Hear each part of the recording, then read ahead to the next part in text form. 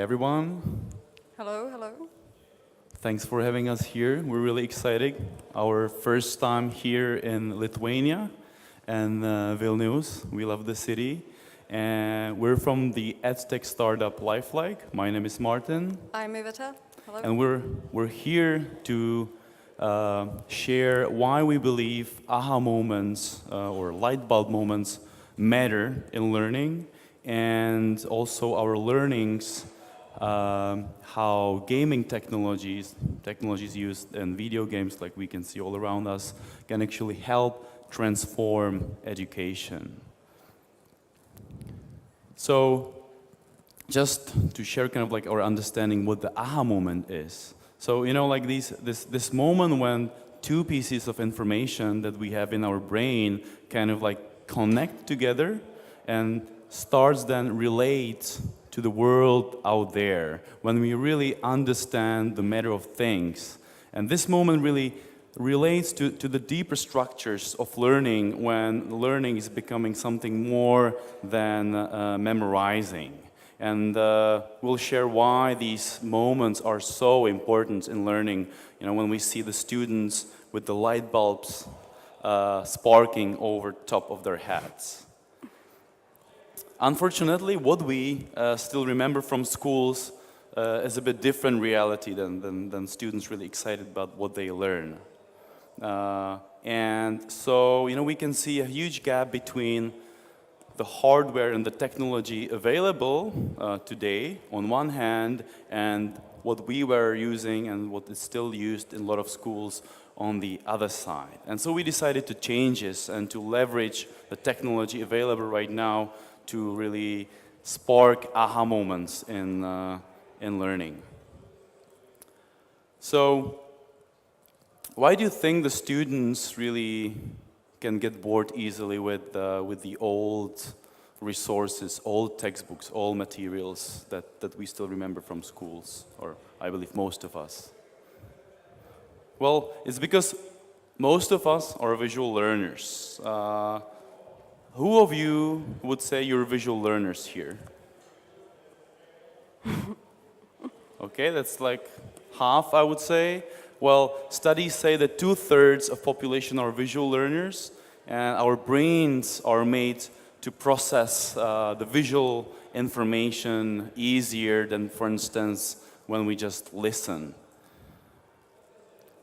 And you know, why we speak about light bulb moments and why we speak about visual learning? Well, you know, we're born in the three-dimensional world, and so we learn, and we should learn in the three-dimensional way.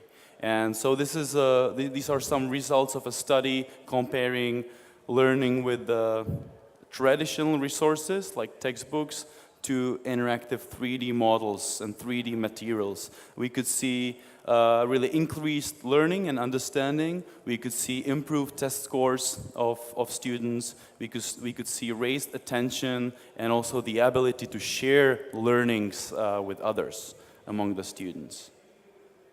But how does it all relate to technology? It relates to technology in the sense that we can use this interactive 3D in the class. We can show the students that the world is not just one layer of things. We can show them the depth of things, like with the zoom. Or we can use them show them the 3D models and give them the ability to operate the models, such as this engine. Operate it, highlight parts that are usually hidden, and understand how the things actually work.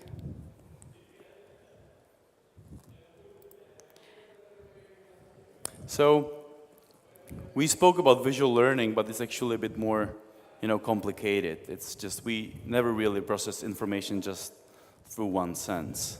And so we actually created a tool, the 3D models that you could see, that are actually able to provide students a bit deeper experiences, that are able to let them teach others, and that are able to let them, you know, practice by doing, by sharing the knowledge.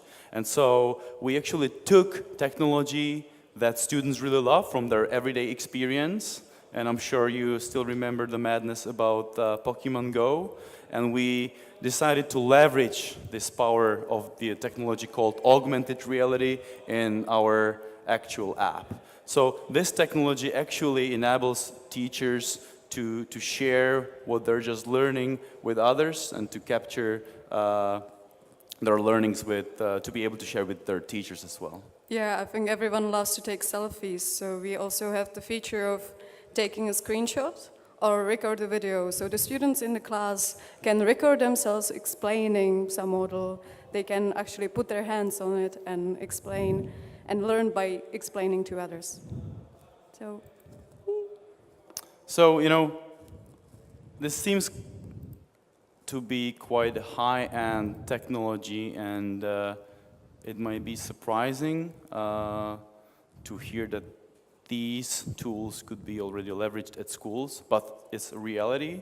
There are tens of thousands of schools using interactive 3D that we've seen, that we've cooperated with, and we'll have a chance to welcome one of them to join the panel just after our talk.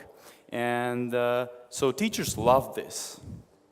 But what we also heard from them was, help us to actually use these 3D models more in the practical sense and in our everyday classroom. They love these 3D models. We create a huge library of 3D models, but we need to help them really to use them in their everyday classroom experiences. Yeah, that's why we decided to create curricula and lesson plans, and we are happy to be cooperating with Dr. Carter, who is a former advisor of Steve Jobs. He's a great author, educator, and he was also a lead researcher in the research of Apple back in the 80s. So with his help, we created curricula for science, and I can show you the collection of lesson plans that teacher can use in the classroom. For instance, this lesson plan about biology, incorporating the 3D model of the life cycle of the frog. All the information the teacher needs to share with the students, and also show them the animation. So we really took the power of interactive 3D models and we put them into something that teachers knew very well and were able to use very well, which are digital textbooks. So we really connected the power of 3D and 2D.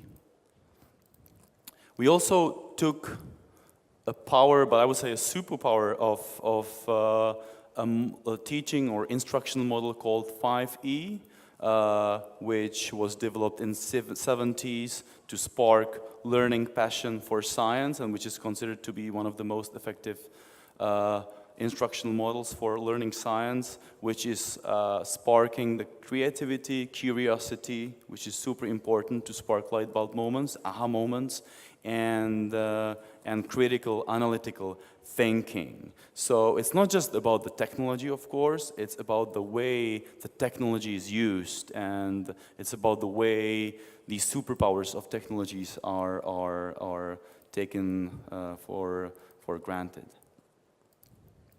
And what we then created, the next step that came actually a few years ago, was the huge explosion of hardware and technology providing virtual reality experiences. And we're really waiting for this moment to introduce another learning tool that we believe actually brought two more E's into this learning model: engage, explore, explain, elaborate, and evaluate. And these two E's are actually emotion and experience.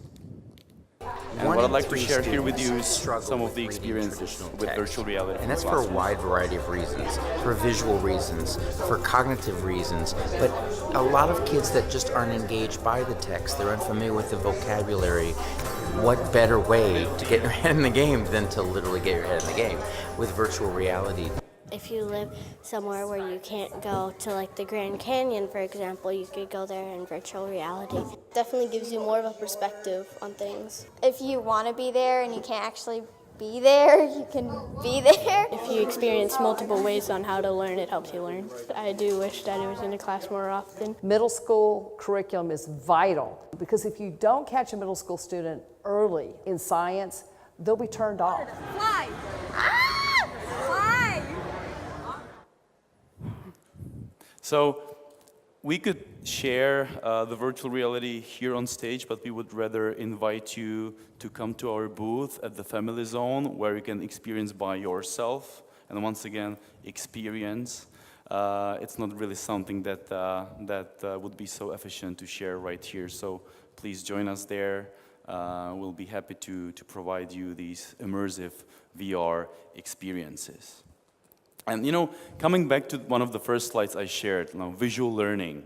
Well, once again, we don't really just process the information in through just one sense. And as I said, we process them much more holistically. So like bringing emotions and experiences into the whole learning process, really able to provide much deeper learning experiences to students with the up-to-date technology like interactive 3D or virtual reality. And what we love to share right now is something new we created not a long time ago, and something really exciting that we are waiting for long. It's like a next step in learning compared to VR, in which, you know, we're kind of like immersed in a different world. We'd like to share mixed reality that's enabling us to bring actually other phenomena and objects to the space where we are right now. Yeah, so what you're saying, this is Microsoft Hololens. And when I was talking about incorporating lesson plans and interactive 3D into class, you can do it now also with Hololens. Just open the lesson plan, open the model. Here it is. You can move the model anywhere. So maybe let's put the dinosaur here. Yeah, thank you. Thank you. So, like, who of you was dreaming about being able to walk with dinosaurs when you were kids? Wow, at the gaming conference, I would expect all hands raised up. Like, I would definitely be one of them. I've been always dreaming about walking with the dinosaurs. And if you join us down at the Family Zone, you'll be able to experience this by yourself too, and join the dinosaurs on the walk through the ancient world by yourselves too. Also in HoloLens, you can use the parts of the model and highlight the parts. So for instance, I'm showing at the moment a size comparison of the Argentinosaurus and a human, so you can have the scale or the knowledge of the scale. And if I go back to the lesson plan, I can show you more models. I can show you what the teacher would use in the classroom. For instance, this stratovolcano. I can walk around it, highlight the parts. So for instance, this is a magma chamber. You can see the volcanic bombs shooting out in really good detail. So once again, we can really bring objects and phenomena that we could not really meet in the physical world, but we're able to bring them in the actual learning space where we are right now, while keeping all the interaction possibilities in the classroom, so students can interact and share their experiences with each other. And this tool is already being used in different schools worldwide. We've been doing a pilot with approximately, I think, 9 or 10 schools on 3 different continents, and this is the result of an ongoing research, pilot research we've done so far at 2 American schools. we've seen increase of attention of students, understanding, and also learning passion and curiosity by approximately 80%. And also, right now, we can hear what students say by themselves. Interactive, and I thought it helped me learn better, being able to see it. But today it was something different. I like learned something new today, so that was cool.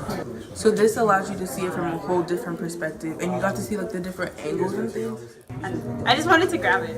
I know, but I couldn't. Like I tried to grab it, I'm like, wait, it's like Yeah, I know. there. I'm grabbing air. You know, it was in front of us. We could walk up to it and look at it, and it was really good graphics. It had really good texture to it. Like you could see the texture very nicely, and I thought it was pretty cool. Yeah, sure. The visuals So were amazing. to be able to interpret what they were saying, because it might not be understood that well, is that some of the biggest benefits that were reported in the study is the possibility to actually interact and manipulate, to have a hands-on interaction with the objects that would normally not be here. The visual experience to be able to be able to see things from inside, how they work. And also we saw that HoloLens, the mixed reality technology, is bringing a certain element of coolness, certain wow factor to the classes, which again is something that is sparking the learning passion among the students and really it keeps them going. So, you know, to be able to wrap it up, to wrap our learnings about integrating gaming technologies in the learning process, you know, these new technologies can be really a superpower for teachers if used meaningfully and if used with the proper training of teachers. Also, the power of the aha moments that we talked about is, you know, much wider and much deeper than just in being able to understand how things are, and it's actually going. It's expanding beyond the learning process itself, because giving teachers the up-to-date new technology to their hands empowers them to be able to connect to students and help them really to get the lifelong learning passion, the passion to learn more, passion really to stay curious and learn about things. And with such an attitude, with just such a mindset, students are much more likely to learn new things, and they're much more likely to reach these aha moments.